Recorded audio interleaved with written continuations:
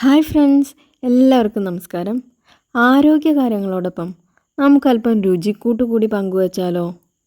പുറത്ത് നല്ല മഴ, പിന്നാണത്തിൽ നല്ല ചൂട് പറക്കുന്ന കഞ്ഞി, ഒപ്പം ആവി പറക്കുന്ന ചക്ക എരിശ്ശേരിയും. ഈ കോംബോ ഇഷ്ടമില്ലാത്ത മലയാളികളുണ്ടോ? അപ്പോൾ ഇന്ന് എല്ലാവർക്കും ഇഷ്ടമുള്ള ഒരു ഹെൽത്തി ട്രഡീഷണൽ ഡിഷായിട്ടാണ് വന്നിരിക്കുന്നത്.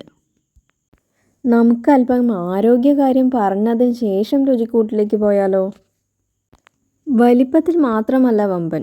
മുൻപ് നടന്നിട്ടുള്ള ഒരു പഠനപ്രകാരം ന്യൂട്രീഷണൽ വാല്യൂ നോക്കുകയാണെങ്കിൽ ആപ്പിളിനേക്കാളും ഏപ്രിക്കോട്ടിനേക്കാളും അവോക്കാഡോയേക്കാളും ഹയർ ന്യൂട്രീഷണൽ ഡെൻസിറ്റി ചക്കയിലുണ്ടെന്നാണ് കണ്ടെത്തൽ. ചക്കയിൽ അടങ്ങിയിരിക്കുന്ന ആൻറ്റി ഓക്സിഡൻസ്, ഇതിന് മഞ്ഞ നിറം നൽകുന്ന കരോട്ടിനോയിഡ്സ്, വൈറ്റമിൻ എ, ഇതെല്ലാം തന്നെ സെല്ലുലാർ ഡാമേജിനെ പ്രിവെൻറ്റ് ചെയ്യുന്നു.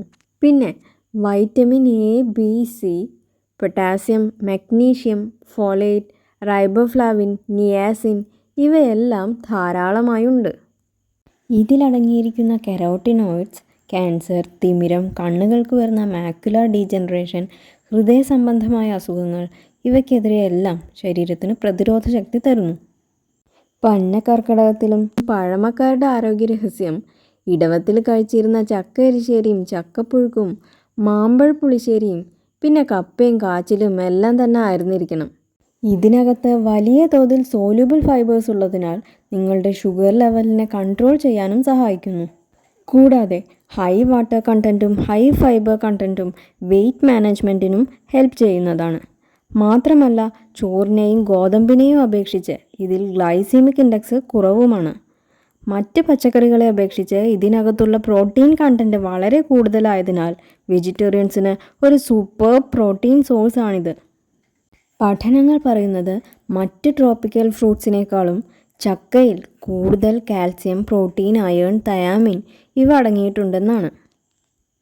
ഇനി നമുക്ക് അടുക്കളയിലേക്ക് പോകാം. തലയും വാലും മുറിച്ചെടുത്ത് നടുക്കഷ്ണം നീളത്തിൽ മുറിച്ചു. ഈ നടുക്കഷ്ണം നല്ല ഹോം മെയ്ഡ് ചക്ക വറുത്തത് ഉണ്ടാക്കാൻ വേണ്ടിയാണ്. ബാക്കി ഭാഗം അല്പം മഞ്ഞൾപ്പൊടി, ഉപ്പ്, മുളക് പൊടി ഇത് ചേർത്ത് കുക്കറിൽ ഒരു വിസിലടുപ്പിച്ച് 10 മിനിറ്റ് സിമ്മിൽ വേവിച്ചെടുത്തു. ഇതിലേക്ക് ചിരകിയെടുത്ത തേങ്ങയോടൊപ്പം ജീരകവും 4 അല്ലി വെളുത്തുള്ളിയും ചേർത്ത് അരച്ചത് ചേർത്ത് കൊടുത്തു. ഒന്നുകൂടി വേവിച്ച് ഇതിലേക്ക് കടുകും വറ്റൽമുളകും 15 കുഞ്ഞുള്ളിയും കറിവേപ്പിലയും അല്പം തേങ്ങയും ചേർത്ത് എണ്ണയിൽ താളിച്ചെടുത്തത് ചേർത്തു. ഇനി നല്ല ചൂട് കഞ്ഞിക്കൊപ്പം പഴമയുടെ സുഗന്ധം പരത്തുന്ന ചക്കപ്പുഴുക്ക് കഴിക്കാം.